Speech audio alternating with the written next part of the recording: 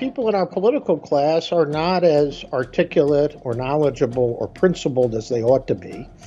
I'm afraid that the dominant current on the left is what the French used to call pas d'ennemis à gauche, no enemies to the left.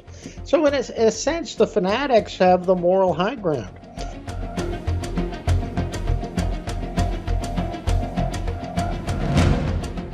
Welcome to another episode of Counterculture, the show that stands at the intersection of reason and faith in the battle against sentimentality.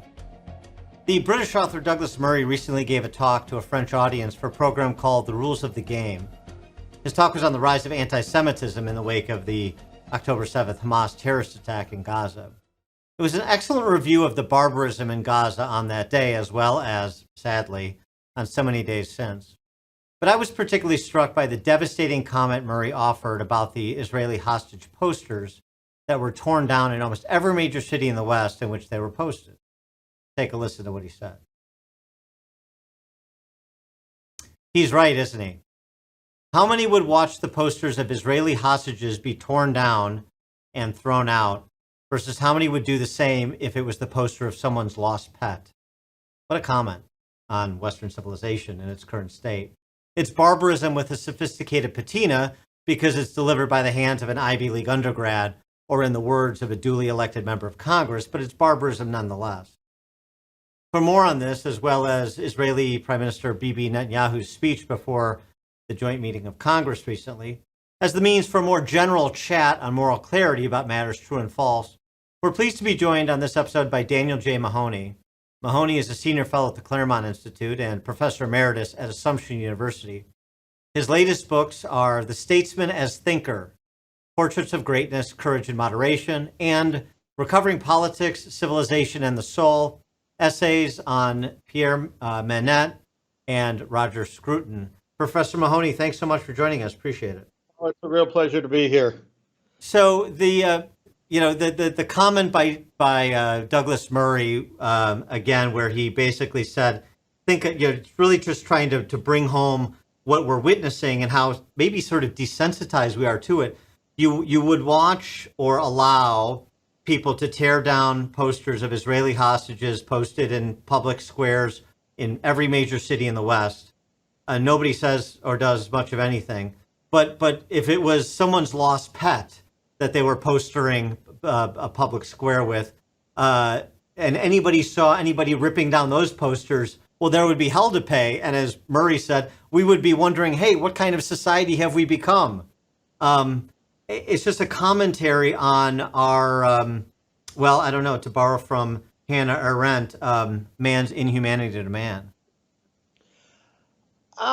Yes, although I think it has an awful lot to do with the dark side of the sentimentality you spoke about in the title to your podcast. I think that this kind of fanaticism, really ideological fanaticism, is connected. It's the other side of a kind of sentimentality.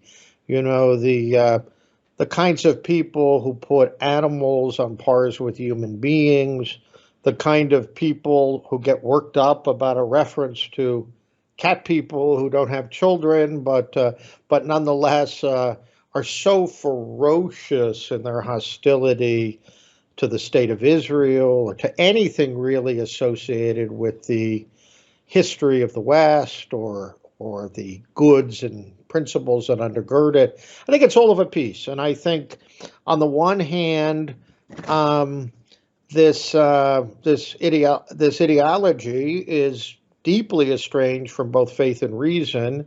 It has its sentimental aspects, but it also has just a capacity for a ferocious inhumanity when it comes to those aspects of contemporary life, those groups, those political bodies, our civilization, Western civilization, that is considered to be uniquely evil and uniquely culpable.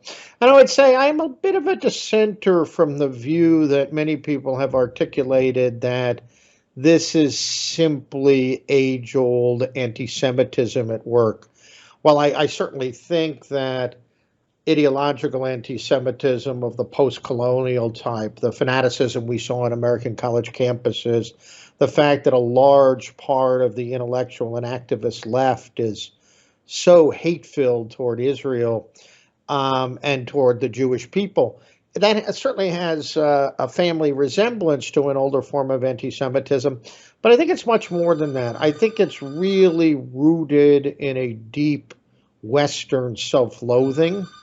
I think Israel is considered to be an embodiment, an embattled embodiment of Western civilization. And I think that Israel is also a nation state. The survival of Israel and the Jewish people depends on its frontiers, its borders, and maintaining the sovereign and territorial integrity of the Jewish state. And there's nothing more that the ideological left hates more than the idea of the self-governing nation that's indebted to the broader moral, cultural, political, and spiritual resources of the West. So, yes, I think there's an awful lot going on here. And yes, there is an inhumanity linked to an ideology that can turn so brutally and cruelly on innocent people. And I mean, let's face it, if somebody said to us 10, 15, 20 years ago that young people, certainly the loudest and most insistent voices among the base of the Democratic Party, the activist class, the militant students would somehow identify Hamas with freedom, I think we'd all say, well, that's really going too far. But it isn't going too far. It's where we are. Anyway, I'll stop there and we can go on from there. Yeah, well, I mean, it was also sort of telling that it required a foreign leader to come tell us what we should already know, what you were describing, what we saw outside of the venue in which he spoke. I'm talking about, of course, Israeli Prime Minister Bibi Netanyahu, when he spoke to that joint meeting of Congress. And he had to tell us, as he has before, actually, from overseas, that this is not solely about Israel. This is about the West. They are burning American flags with the same verve and vitriol that they burn Israeli flags. They look at America as an inherently racist state, just as they look at Israel as an apartheid state. So you may want to consider what exactly, what is actually going on here. It's much bigger than just Israel and anti-Semitism. Bibi Netanyahu telling us that. And of course, it was on display during his speech. But we just don't have people outside of really academia speaking with the moral clarity and the force that Netanyahu spoke with during that address to that joint meeting of Congress. I mean, he stripped it all down, talking about the protesters and who's funding them, and that these are idiots and they don't know their history, and going chapter and verse through one specious anti-Semitic caricature or ridiculous a-factual argument after the other. And as I'm listening to his speech, I'm just, where are America's statesmen offering this sort of commentary and essentially warning to the American people about what's happening? Well, part of it is the people in our political class are not as articulate or knowledgeable or principled as they ought to be. I'm afraid that the dominant current on the left is what the French used to call pas d'ennemis à gauche, no enemies to the left. So in a sense, the fanatics have the moral high ground. I mean, the dominant ideological cliche or set of cliches in academic and activists, and now increasingly in journalistic and political circles on the left, is this talk about settler colonialism, which has its roots in so-called post-colonial discourse, which was a fringe in the academic world beginning in the 60s and 70s, but it's now become mainstream.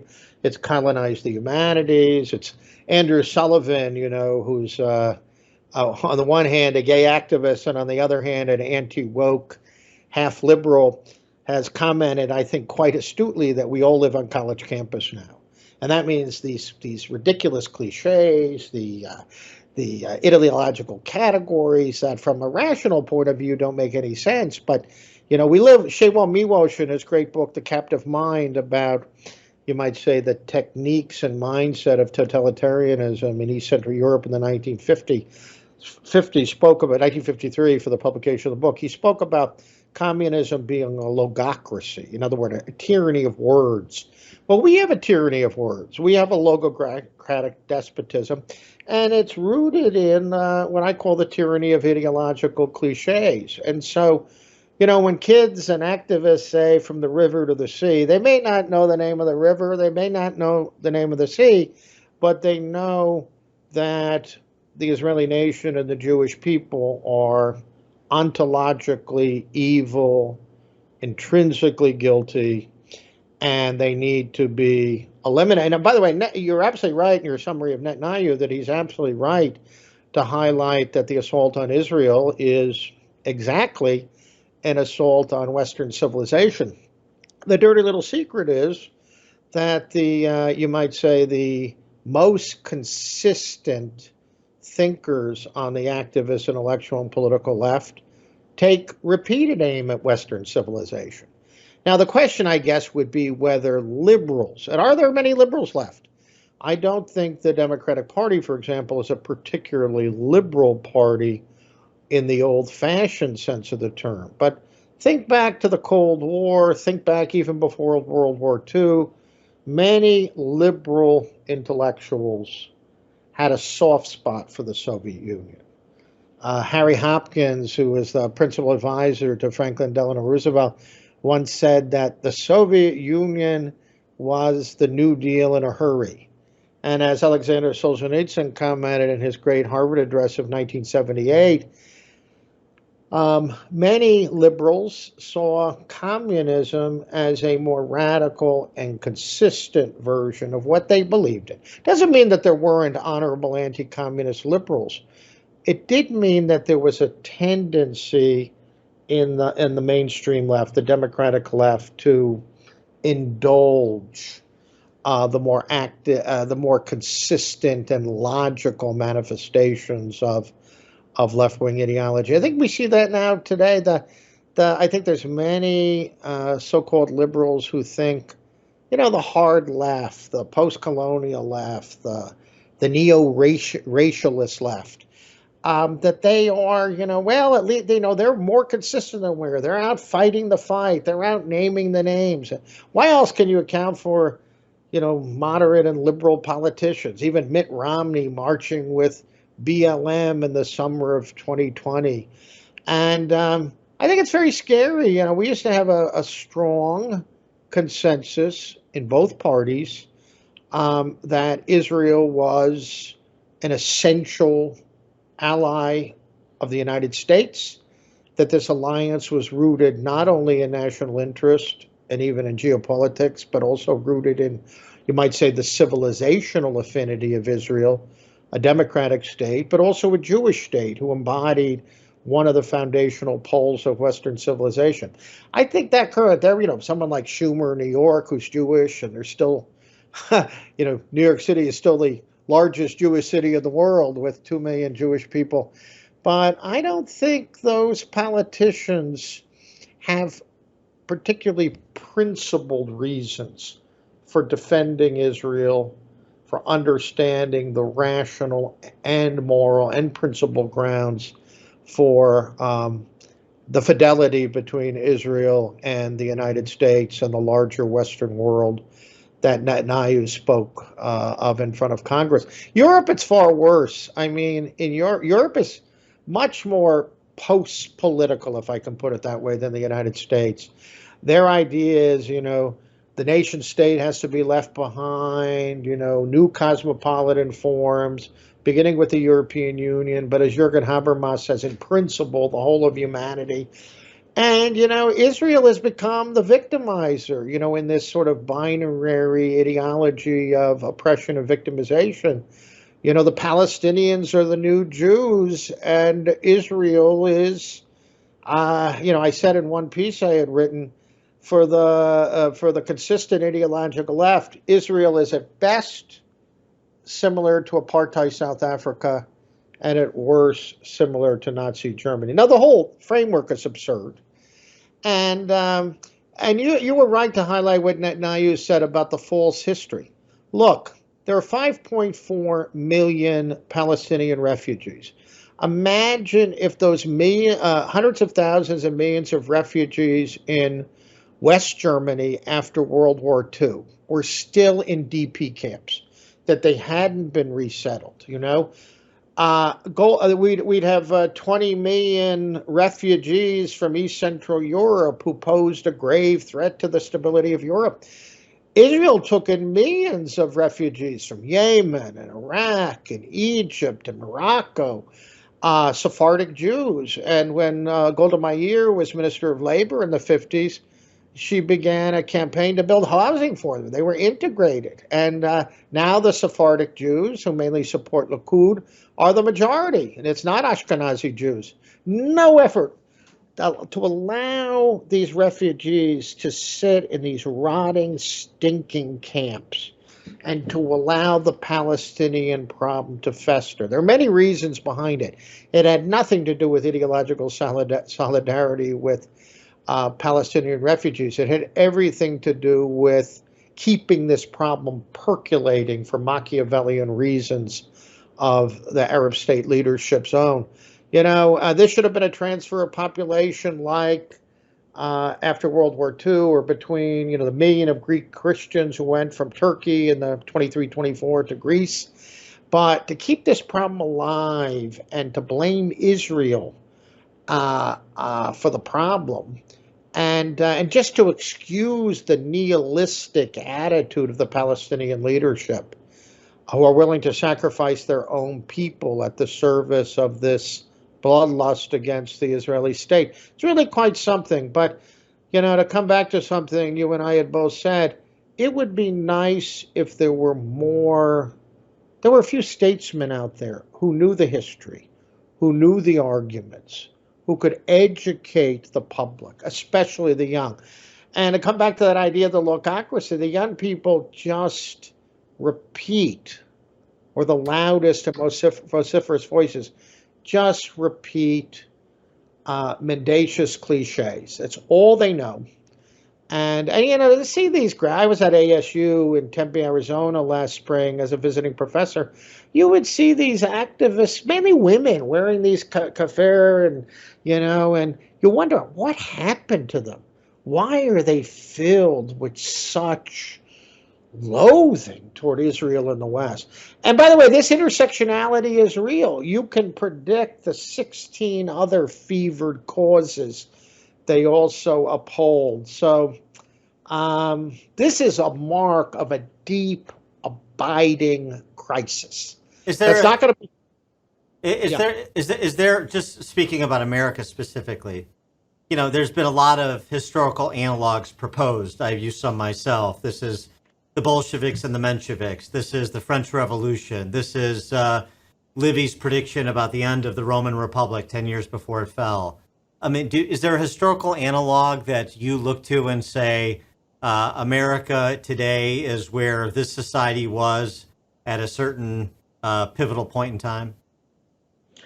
Yeah, I think Gary. You may know the work Gary Solmorson, the great Russianist, who writes a lot for a range of magazines, and he's kept alive the great Russian literary tradition of Dostoevsky and Chekhov and Tolstoy and Solzhenitsyn. But he has pointed out, it's really a point Solzhenitsyn makes in his great series of books on the Russian Revolution of 1917. The whole atmosphere in educated or polite society in St. Petersburg and Moscow in 1917 was pathological. Middle class, educated people waving red banners. By the way, red was the universal color for 200 years of radical leftist revolution. Only in America does it represent the Republican Party. But in any case, these people were cheerleading. Women in fancy fur coats. They were cheerleading mobs that were throwing glass at windows and murdering policemen, and there was a kind of giddy celebration of revolutionary madness. We saw some of that, I think, with the sort of suburban progressive class in the United States in the summer of 2020. It was very much linked in Russia after 1905 to that attitude I referred to earlier, the pas d'ennemi à gauche, no enemies to the left. And these were the same people who would perish within a couple of years. Middle class people thrown on barges on the Neva, and the barges sunk, people sent to the camps, this kind of thing. So it was an example of progressive educated classes committing suicide in the name of a kind of frivolous enthusiasm for revolutionary excess. I think another parallel would be what happened in France in 1968, where the spoiled, bored bourgeois students turned to Maoism and revolution and came very close to overthrowing de Gaulle's government. Eventually, society reacted. It's one thing play acting against a revolution. It's another thing when the whole house of cards comes tumbling down. But as I'm sure you know, those currents of thought, some mixture of Marxism and postmodern deconstructionism, the antinomianism and nihilism of Foucault, everything's power. There's no reasonable distinction between authority and authoritarianism. Those really disruptive and destructive ideas became institutionalized in the American Academy, in the humanities, but in many other programs in the academy, and they've, as Andrew Sullivan says, they've moved out into the broader society. We saw that in the New York Times newsroom in the summer of 2020. These people thought and talked like racialized Maoists, So, and I think there's some parallels to the 60s in the United States. I think there's a lot of false nostalgia for the 1960s. As Wilfred Riley says in his new book, Lies My Liberal Teachers Told Me, despite the red meat title, it's a really serious book. But he says, no, the idea that the hippies were a model to be followed rather than a self-destructive current in our culture is, of course, it's just nonsense. But there was a large part of the student left, the activist left that was pro-Hanoi, that denounced America as America with a triple K and that kind of thing. The difference, though, was many fewer Americans went to college and were corrupted by the so-called higher learning. Many fewer went to graduate school. So let's say the George McGovern political coalition, ideological coalition of 72. McGovern carried Massachusetts. Why? Because that sort of new class, that the people who were living in the world of logocracy and ideological cliches, they were kind of small. They're not small anymore.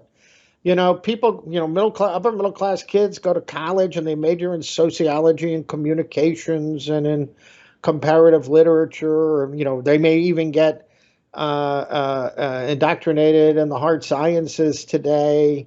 There's campaigns to raise consciousness and all that. So I would say that this is and I blame normal bourgeois parents who, look at the U.S. News Report thing and say, Williams is rated very high and don't give second thought to whether or not their kids will come out of college hating their country, despising the market economy, having totally fanciful views about socialism and communism, hating God, and so there's been a revolution in this country. As Christopher Rufo said, it started long before 2020. There's other moments in history, 1848 in Europe, the years immediately preceding the French Revolution. The French aristocracy, as a result of the coercive revolutionism and atheism of the French Revolution, really returned to the faith in the 19th century. But it was that same aristocracy that flirted with radical enlightenment in the 18th century. And that's a lot of this revolutionary activism and nihilism comes from rich people. And the biggest destructive force in America today are these highly, if demi-educated, white progressives who have, to, to put it colloquially, have drunk the ideological Kool-Aid. Well, yeah, and so actually, the French Revolution and what happened after the Reign of Terror is interesting. And it still is your mention of Solzhenitsyn, because I recall his speech when he actually recently wrote a commentary about it, his speech when he won the Templeton Freedom Prize, and he recounted what somebody had said to him about what happened during the Russian Revolution, and the gentleman that he was referencing said, "We forgot God," and essentially during the Soviet Empire, Solzhenitsyn came to the same conclusion: we forgot God. And I go to this this interesting, it wasn't really an exchange, but it was a comment that drew a comment. So over the weekend, in response to the recently over the response to the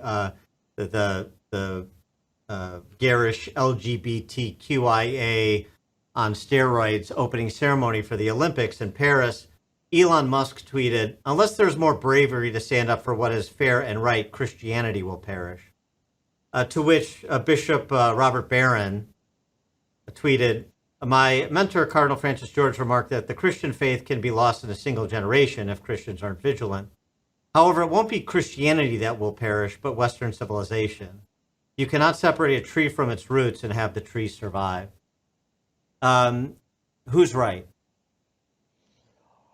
Well, look, I think they're both right. I think, by the way, Bishop Barron also added very pointedly, can you imagine this kind of open, public, and aggressive desecration of the Koran, Right, or of sacred symbols important to Muslim? Of course you can. To ask the question is to answer it.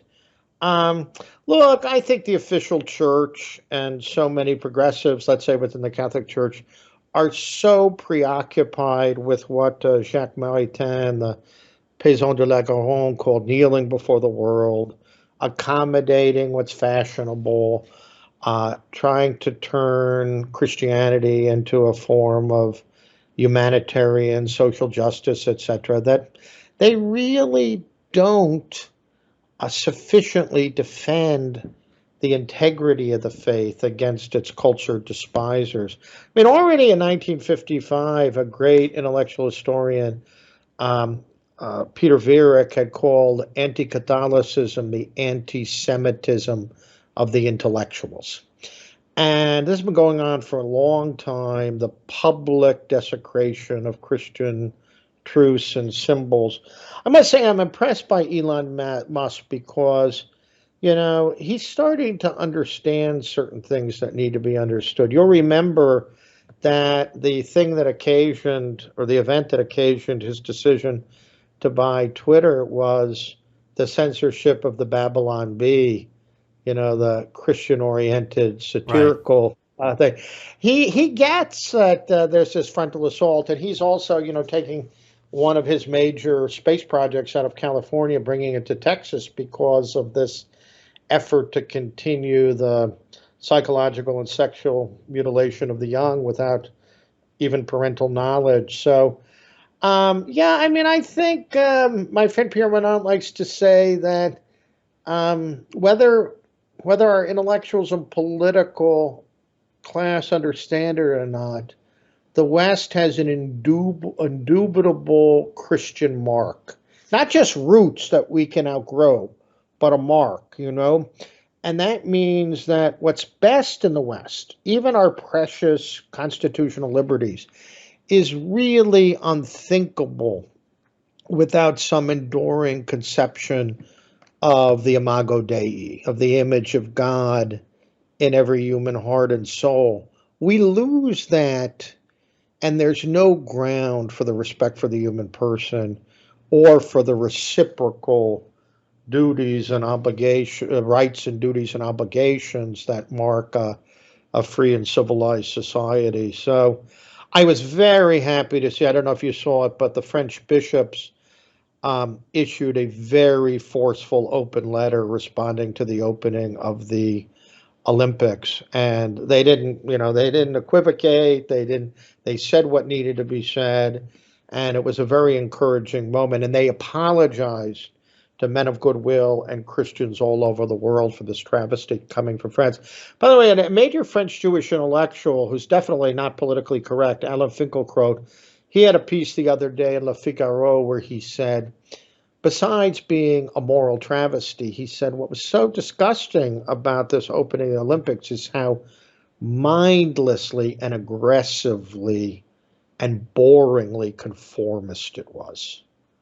You know, that's that old phrase, appâter la bourgeoisie, shock the middle classes. They're not shocking anyone. No. There's a terrible predictability about all of this. Well, no, I mean, especially when you could see similar performances at most government high school student assemblies. Yeah. By the way, you have to ask why.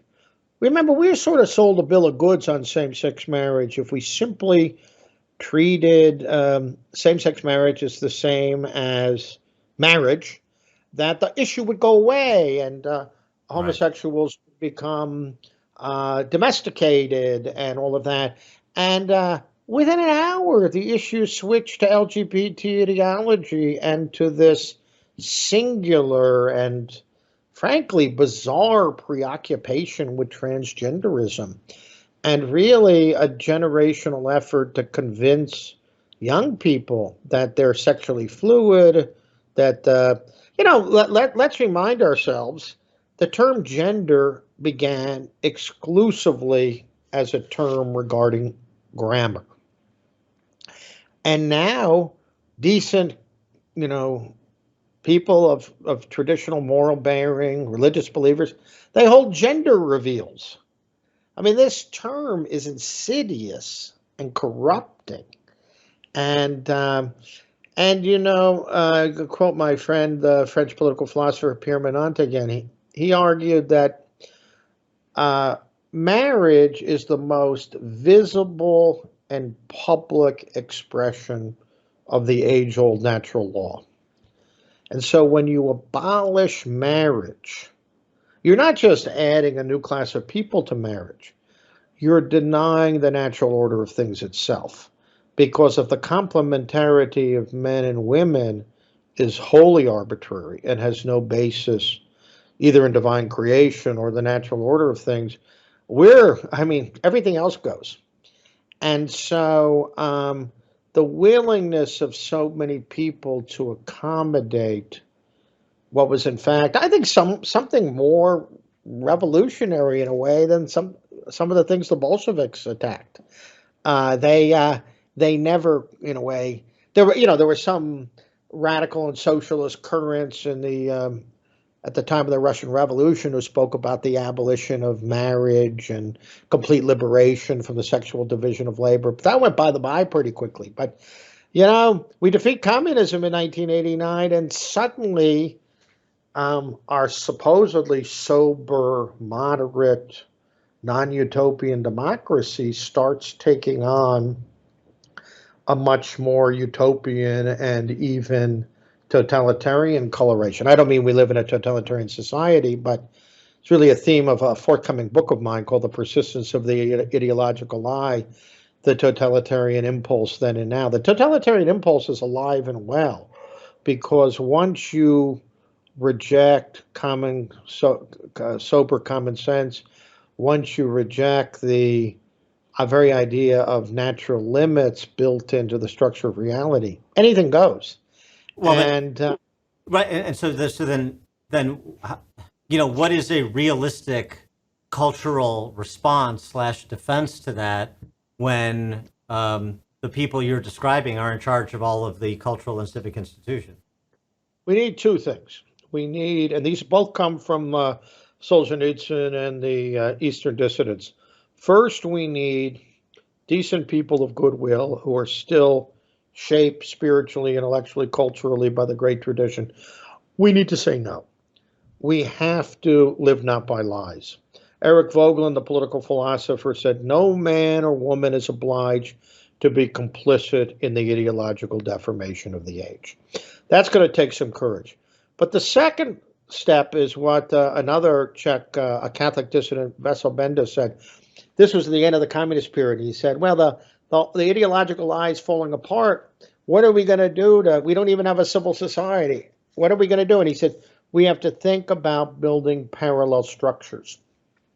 And I would say in the West today, we're not going to reclaim education completely, or even, we're not even coming close to reform it in an adequate way. That doesn't mean we can't operate within those decent institutions that remain, but it means we need parallel structures, new universities, some of these new civic institutes that are forming at state colleges in purple and red states are a good start. I taught at one at ASU last year. But I think private homeschooling is a start. These independent classical schools are a start. The Barney classical schools started by Hillsdale College is a start. But we have to begin the long process of rebuilding civil society in a way, those elements, and education's the key. And sadly, I think as you just said a moment ago, or suggested a moment ago, there are those people who are imbued with nihilistic and totalitarian impulses still have pride of place in the commanding heights of the culture. So I think on the right, I mean, I'm a good citizen, I'm a political scientist, I vote, I think elections matter, but conservatives have been winning elections off and on for many years, and the drift into free-floating nihilism has advanced precipitously. So the work of reshaping hearts and minds, and Bishop Barron said not too long ago, where are the Catholic Jordan Petersons? I'm a Solzhenitsyn scholar, one of the 50 hats I wear. I was in a little diner in Auburn, Massachusetts, and I was actually looking at a new edition of the Gulag Archipelago, and this 26-year-old electrician with his electrician outfit on says to me, "Oh, you read Solzhenitsyn?" And he had read the whole of the Gulag Archipelago. I had this great conversation with him, and I said, you learned about Solzhenitsyn from Jordan Peterson? And he said, of course I did. How come Jordan Peterson can do it and the bishops can't? I'll mention maybe the electricians will save us. Yes. That electrician will save us. But Bishop Barron is a beautiful example. I don't know if you've looked a lot at what Word on Fire is doing, but the publishing program, the podcast, and all that. It's a thoughtful, vigorous Catholic program rooted in the best and highest resources of fides et ratio, of faith and reason. And it's really a model. He's doing this largely independent of the bishops as a whole. He's an extraordinary priest and thinker. But we need, and by the way, we can't wait in a passive way for things to turn around. We have to be proactive.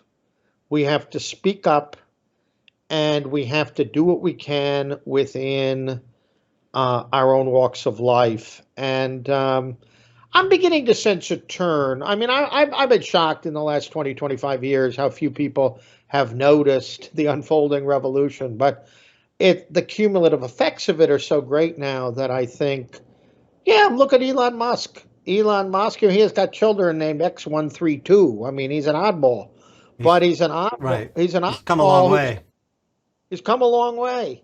And I think we got to be a big tent. We can't have orthodoxy texts, at least when it comes to public life. In the church, I like orthodoxy texts, flexible orthodoxy texts. But within the public realm, we need people of goodwill who are committed to the preservation of civilized and decent liberty. And there's no reason we never give up hope, because it's an act of despair. And we human beings have two crucial things. We have free will, and we have moral conscience, and we still live in a country where I can tell you, compared to Europe, we have a lot of independent initiatives. We have an alternate culture and press. We have good magazines. We have things like the Dan Proft Show. We have Word on Fire. There are countries in Europe where those kinds of independent initiatives are quite far and few between, and there's a kind of stultifying homogeneity when it comes to the life of the mind and the life of the spirit. So I think we have to be extremely wary, but we also have to be hopeful. Hopeful doesn't mean optimistic, of course. Optimism is for fools. But radical pessimism is a form of despair, and we can't afford it. And it's, to be frank, it's not good for the soul. Professor Daniel Mahoney, he is a senior fellow at the Claremont Institute and professor emeritus from Assumption College. Professor Mahoney, thanks so much for your time and insights. Really appreciate it. I really enjoyed it. Thank you. Please like this video and subscribe to this channel if you haven't already. And please leave a comment in the comment section. We'd love to hear your thoughts.